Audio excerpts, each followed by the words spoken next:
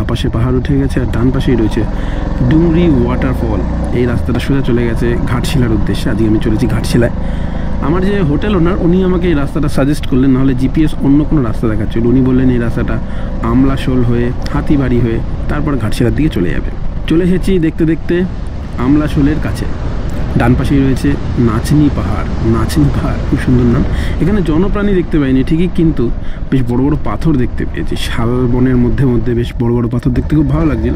ছোটো ছোটো পাথরের টুকরো পড়ে রয়েছে, যেমন এই যে বাঁ পাশে দেখা যাচ্ছে, এই যে এরকম। জায়গার নাম হচ্ছে হাতিবাড়ি, গ্রামের নাম, অন্তত জিপিএস এটাই দেখাচ্ছে। এই রাস্তাটা খুব একটা ভালো নয়, কিন্তু রাস্তাটা গ্রাম্য হওয়ার জন্য রাস্তাটা সুন্দর। এই রাস্তা ধরে বেশ কিছুটা যাওয়ার পরেই তারপরে ভালো রাস্তায় গিয়ে আমি পড়ব। পাকুড়িয়াশোল গ্রাম, এই গ্রামটা বেশ রঙিন। রঙিন এই কারণে, কারণ এখানকার বাড়িগুলো খুব সুন্দরভাবে রং বেরং দিয়ে সাজানো। এখানে লেখা রয়েছে জল জমিন আর জানওয়ার। বাহ, এবার আমি এখান থেকে আফিল করব। আফিল করতে আমার খুবই ভালো লাগে, কেননা আফিল করতে গেলেই আমার মনে হয় রিস্কটা কম থাকে। ডাউন হিলে বেশি রিস্ক থাকে, ব্রেক ফ্রেক যদি বেশি চাপ পড়ে যায় তাহলে বাইক পাল্টি হওয়ার একটা ভয় থাকে। ও খুব খুব খুব ভালো লাগে।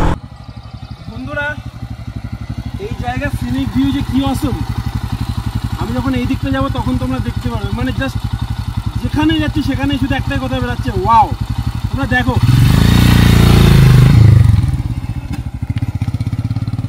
ডান পাশেই ছিল ঘাগড়া ওয়াটারফল। এটা খুবই একটা দর্শনীয় স্থান। আর সামনে একটা শিলাগোটা শিব মন্দির নামে শিব মন্দির পড়বে বাপাশে।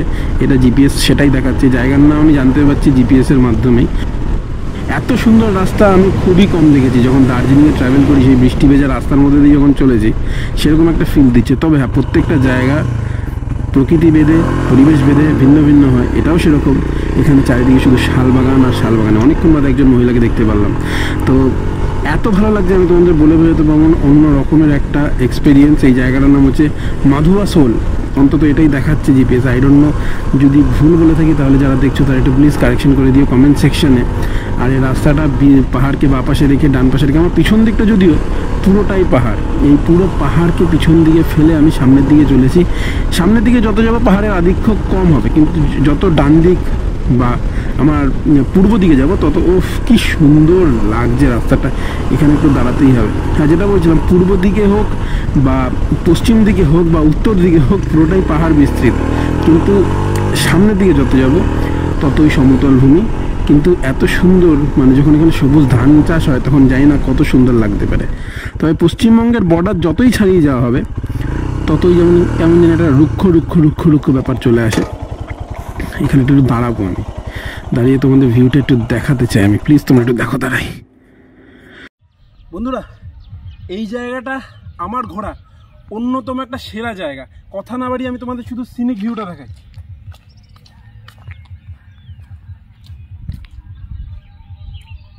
রাস্তা চলে গেছে পাহাড়ের মধ্যে দিয়ে, আর চারিদিকে শুধু পাহাড় আর পাহাড়। গাড়িটাকে এখানে দাঁড় করিয়েছি শুধুমাত্র তোমাদের এই দৃশ্যটা দেখানোর জন্য। খুব ভালো লাগছে। আর এখানে মাঝে মাঝে দেখতে পেলাম বড় বড় ক্যানাল গিয়েছে রাস্তার মাঝখান দিয়ে। এবার যখন বর্ষাকাল আসে, এই ক্যানালগুলো এমনভাবে জলে ওভারলোডেড হয়ে যায়, মানে ওভারফ্লো করে, সেটা বর্ষাকাল আসলেই দেখে বোঝা যাবে। তবে ইচ্ছা রইলে এই রাস্তায় আমি একবার বর্ষাকালে বৃষ্টিতে ভিজে বাইক চালাবো। জানি না সেই ইচ্ছে পূরণ হবে কি না। বর্ষাকালে এখানে আবার আসতে পারি, আর খুব তাড়াতাড়ি আসতে পারি। এই বর্ষাটায় হয়তো আসা হবে না, তবে পরের বর্ষাতে অবশ্যই আসবো। এখানে আমি একটা জিনিস দেখেছি, শাল গাছে যে কচি কচি পাতাগুলো গজিয়েছে না, সেগুলো সৌন্দর্য এত ভালো লাগছে না, বলে বোঝানোর মতন নয়। বন্ধুরা, চলে এসেছি এমার্জেন্সি এয়ার স্ট্রিপে। এই এয়ারফিল্ডটাও দ্বিতীয় বিশ্বযুদ্ধের সময় তৈরি হয়েছিল এমার্জেন্সি ল্যান্ডিং করার জন্য প্লেনগুলোর। আমি কিছুদিন আগে পায়রাডোবা এয়ারফিল্ডে গিয়েছিলাম, সেই ভিডিওটা তোমরা যারা দেখেছো, যদি না দেখে থাকো প্লিজ তোমরা একবার গিয়ে দেখো। আমি হয়তো এই ভিডিও শেষে সেটা দিয়ে দেবো। এখানে এইটাও ঠিক সেই পায়রাডোবা এয়ারফিল্ডের মতনই অ্যাবান্ডেন্ড, এবং হয়তো সমসাময়িক সময়েই তৈরি হয়েছে, এটা আমার ঠিক জানা নেই। তবে মনে হয় যতদূর সম্ভব, কেননা একই রকমের কাঠামো, একই রকমের চাতাল। এখান থেকে ঘাটশিলার দূরত্ব আর 10 কিলোমিটার, আর জামশেদপুর 95 কিলোমিটার। সামনেই পড়বে NH18। এই রাস্তাটা জামশেদপুর হয়ে সোজা দিল্লির দিকে চলে গেছে। তো রাঁচি, এই রাস্তাটা রাঁচি গেছে। এখন আমি অফিসিয়ালি ঝাড়খণ্ডের রাস্তা দিয়ে বাইক চালাচ্ছি। রাস্তাটা না সিমেন্টেড রাস্তা, আমাদের মানে পিচের রাস্তা নয়, আর খুবই সুন্দর রাস্তা। ডান পাশে অ্যাক্সিডেন্ট হয়ে যায়, থিঙ্ক, হ্যাঁ ওটা অ্যাক্সিডেন্ট হয়ে যায়। এত ভালো লাগছে এই রাস্তাটা, মানে এই লাইফে ফার্স্ট টাইম আমি আমার বাইক চালাচ্ছি কোনো অন্য একটা স্টেটের মধ্যে। ছোট ছোট পাহাড়ি টিলা রয়েছে, লাল লাল পাথর, এগুলো দেখতে দেখতে একটা সুন্দর হাওয়া উপভোগ করতে করতে বাইক চালানোর একটা মজাই আলাদা। সেটাই আমি করছি, আর চেষ্টা করবো সারা জীবন যাতে এটা করতে পারি আমি। তো বন্ধুরা, এই রাস্তাটা ভিতর থেকে বুরুডি লেকের দিকে চলে গিয়েছে। বুরুডি লেক ঝাড়খণ্ডের ঘাটশিলার। হ্যাঁ, বাই দ্য ওয়ে, আমি ঘাটশিলা অফিসিয়ালি এন্টার করে গিয়েছি অনেকক্ষণ আগেই। কিছুক্ষণ আগে পথ হারিয়ে অন্যদিকে চলে গিয়েছিলাম, যেদিকে ছিল সুবর্ণরেখা নদী, যেটা বিখ্যাত নদী সুবর্ণরেখা, উড়িষ্যার মধ্যে হয়ে আবার কখনো পশ্চিমবঙ্গের মধ্যে দিয়ে গিয়ে। এই রাস্তাটা দেখেছো কেমন কাদা কাদা, বৃষ্টি, মানে এই ট্যুরে আমি শীত গ্রীষ্ম বর্ষা সব রকমের অনুভূতিই পাচ্ছি। যাই হোক, পশ্চিমবঙ্গ হয়ে সুবর্ণরেখা আবার সমুদ্রে চলে গিয়েছে। ওয়াও, কি ভালো লাগছে জায়গাটা। দেখো তোমরা বন্ধুরা, সামনে যে পাহাড়গুলো দেখতে পাচ্ছ, ওটা ওয়েস্ট বেঙ্গলের মধ্যে, ওয়েস্ট বেঙ্গলের কাছাকাছি। পাহাড়গুলো ওয়েস্ট বেঙ্গলের ওই পাশটাই, মানে এটা ওয়েস্ট বেঙ্গল আর ঝাড়খণ্ডের একদম বর্ডার। বুরুডি লেক হচ্ছে ঝাড়খণ্ডের মধ্যে, ঘাটশিলায়, কিন্তু ওই পাশের যে পাহাড়গুলো দেখা যাচ্ছে ওগুলো ওয়েস্ট বেঙ্গলের মধ্যে। এই রাস্তাটা ডান দিক দিয়ে চলে গেছে লেকের এক পাশ, আর উপর দিকে চলে গেছে লেকের আরেক দিক।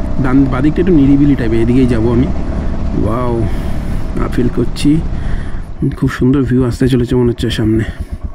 আই থিঙ্ক খুব সুন্দর ভিউ আসছে।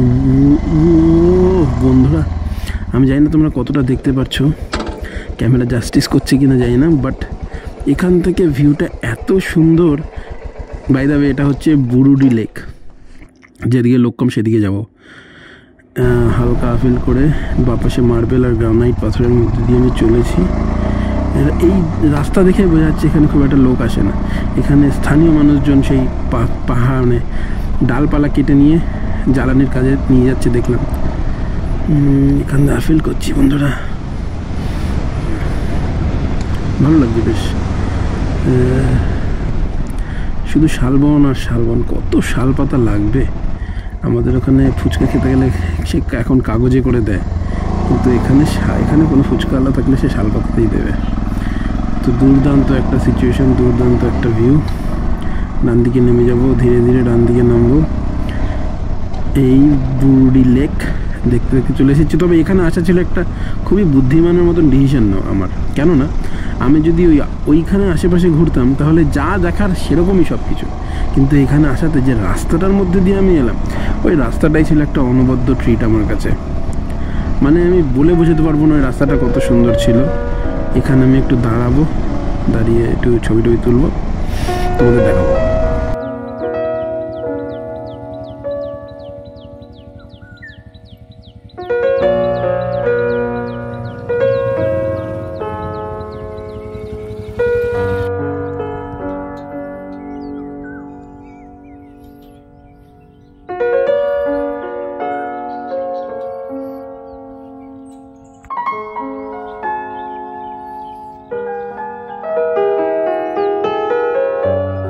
সুন্দর এই জায়গাটা।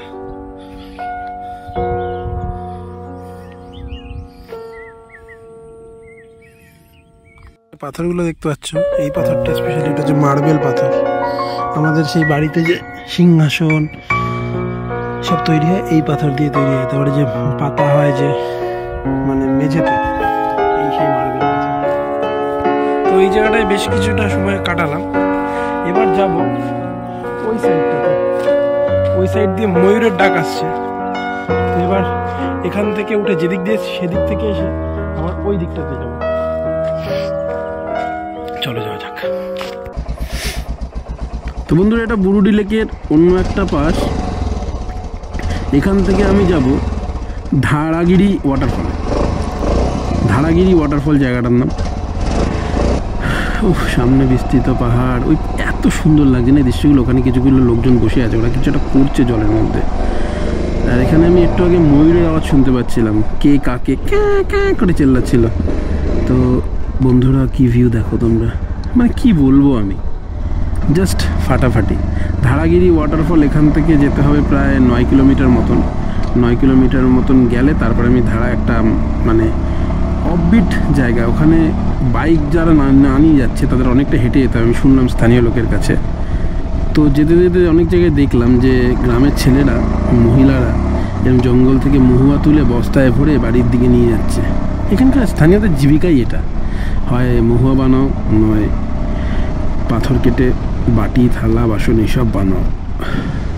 ঝাড়খণ্ডের চাষবাসও হয়, এমন নয় চাষবাস হয় না, তবে এদের জ্বালানি বলতে গেলে পুরো পাহাড়ের যে কাঠ, তারপরে মানে শুকনো কাঠ, সেগুলোই এদের মূল ভরসা। উপর দিকে উঠছি আর বেশ ভালো লাগছে। এখন ধারাগিরি ওয়াটারফল, আমি জানি ওয়াটারফলে তো জল থাকবে না, এ তো জানা কথা, বাট তাও জায়গাটা তো দেখতে খুবই সুন্দর। তো বন্ধুরা, এই বাঁ দিকের রাস্তাটা, এই রাস্তাটা একদম অফবিট রাস্তা, একদম অফবিট রাস্তা। এখানে 4 চাকা নিয়ে যাওয়া যাবে না, একদম ধীরে ধীরে ধীরে ধীরে গাড়ি চালিয়ে নিতে হবে। তবে হ্যাঁ, যদি বর্ষাকাল হয় তাহলে বর্ষাকালে এই মাঠের মধ্যে থেকেও তুমি গাড়ি চালিয়ে নিয়ে যেতে পারবে না, বাইক চালিয়ে নিয়ে যেতে পারবে না, বাইক রাস্তায় রেখে যেতে হবে। এখানে দেখলাম উপরে বেশ কটা গাড়ি রাখা রয়েছে, এখানে হয়তো ভিতরে যে টুরিস্টরা উপর থেকে উঠছে, কোনো অসুবিধা হচ্ছে না যদিও, বাট তাও একটা হঠাৎ গর্ত মতন পড়ে গেছিলো, তোমরা বুঝতে পারছো না হয়তো। সামনে একটা ফুটবল খেলার মাঠ, এটা বা চারিদিকে পাহাড়, তার মাঝখানে একটা ফুটবল খেলার মাঠ। কিন্তু যাবোটা কোন দিকে? এখানে তো সরু সরু অনেক রাস্তা ঝোপঝাড়ের মধ্যে দিয়ে চলে গিয়েছে। না, এদিকটা আমরা ভুল যাচ্ছি আমি। না, এটা ফুটবল খেলার মাঠ। ওই পাশে একটা ছোট মাঠ, এখানে একটা বড় মাঠ, ওইটার থেকে এটা বড়। ওয়াও, তোমরা শুধু দেখো। কিন্তু না, ভুল রাস্তায় যাচ্ছি, এইদিকে যেতে হবে। এখানে যে রাস্তার মধ্যে যে পাগমার্ক রয়েছে সেটা ফলো করতে করতেই আমি এগিয়ে যাব। সামনে মহুয়া গাছ, বড় বড় ঝোপ ঝাড় বন। বিভূতিভূষণ বন্দ্যোপাধ্যায়ের আরণ্যকে যেমন চরিত্রটা ঘুরে বেড়াতো, সেরকম বনানী। এই জায়গাটা ওরকমই লাগছে, ওনার কাছে একটা ঘোড়া ছিল, আমার কাছে হিমালয়ান। সামনে ঝোপ, এই ঝোপের মধ্যে দিকে আমার যেতে হবে নাকি? বা এটা একটা অন্যরকম অ্যাডভেঞ্চার। এখানে যে বড় বড় গাছগুলো রয়েছে, সেই গাছগুলো দেখতে বেশ ভালো লাগছে। দেখো, দুই পাশে ঝোপ, আর তার মধ্যে দিয়ে আমি গাড়ি নিয়ে চলে যাই। এই ট্রিপটা একটা অ্যাডভেঞ্চার ট্রিপ হয়ে গেল আমার কাছে। মানে আমি ভাবতে পারিনি এই ট্রিপটাতে এসে আমার পাহাড়ে গাড়ি চালাতে হবে, আর আমাকে পাহাড় এরকমভাবে ঘিরে রাখবে। এটা সত্যি আমার কাছে একটা অনবদ্য পাওনা। আর আমি মানে সত্যি ভগবানের কাছে থ্যাঙ্কফুল যে আমাকে এরকম একটা সুযোগ দিয়েছে ভগবান, যে এই জায়গাগুলোকে এরকমভাবে প্রত্যক্ষ করার। নাহলে তো লোকজন গাড়িতে নিয়ে ট্রাভেল করে, সেই কাজ বন্ধ গাড়িতে ডান দিক বা দিক দেখতে দেখতে যায়। কিন্তু বাইক চালাতে চালাতে এগুলো ফিল করা হচ্ছে একটা সত্যি আলাদা রকম এক্সপিরিয়েন্স। বাইক হচ্ছে স্বাধীনতা, বাইক নিয়ে তুমি চাইলে যেখানে খুশি চলে যাও। তবে হ্যাঁ, যখনই খুব জোরে বর্ষা নামে, অনেকে বলে যে বর্ষার মধ্যে তো বাইক চালাতে গেলে ভিজতে হয়, কিন্তু সেটাও একটা আলাদা এক্সপিরিয়েন্স। রাস্তা শুরু হয়ে যাচ্ছে আর যত যাচ্ছি। আর এখানে এই ট্যুরিস্ট ডেস্টিনেশনগুলোতে একটা ছোটো ছোটো দোকান থাকবে। এখান দিয়ে শেষ নাকি? না না, উপর দিকে উঠে যাবে, উপর দিকে উঠতে হবে। পাথর তো দেখছি ভালো পাথর রয়েছে এখানে।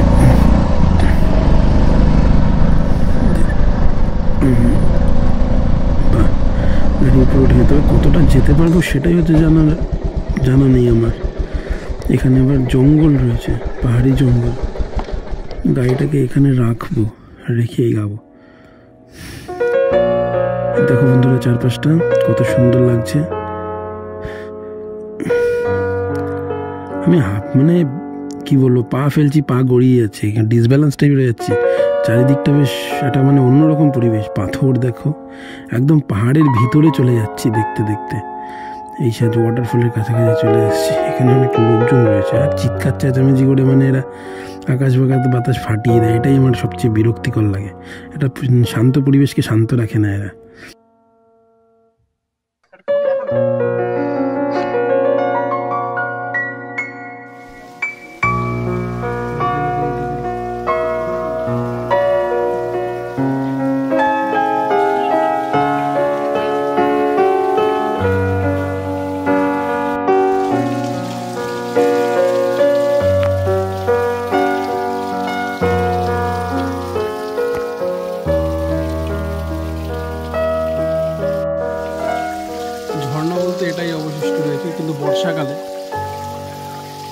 কেমন রূপ ধারণ করে সেটা তোমরা দেখে বুঝতে পারছো।